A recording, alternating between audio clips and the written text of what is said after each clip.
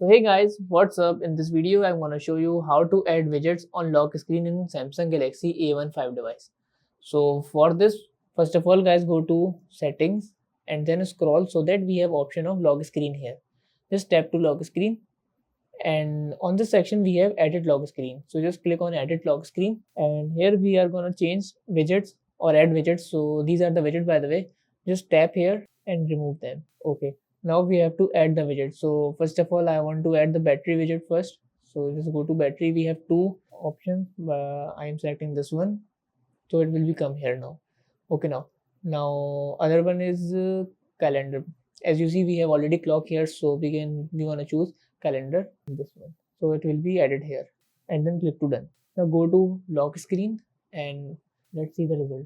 So as you see, the battery widget is now here and the calendar widget is also appear here. So that's how we can add or change widgets on lock screen Galaxy A15 device. So that's it about the video. If this video helped you guys, kindly like the video and follow us for more tips and tricks. See you guys in next video. Take care.